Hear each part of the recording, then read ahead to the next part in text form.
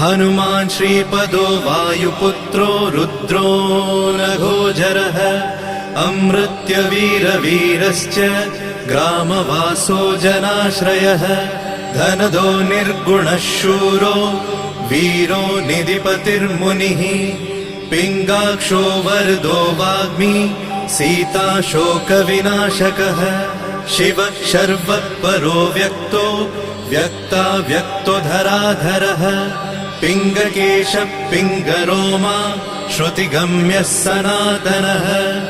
अनादिर्भगवान् देवो विश्वहेतुर्जनाश्रयः आरोग्यकर्ता विश्वेशो विश्वनाथो हरीश्वरः भर्गो रामो रामभक्तः कल्याणप्रकृतिस्थिरः विश्वम्भरो विश्वमूर्तिर्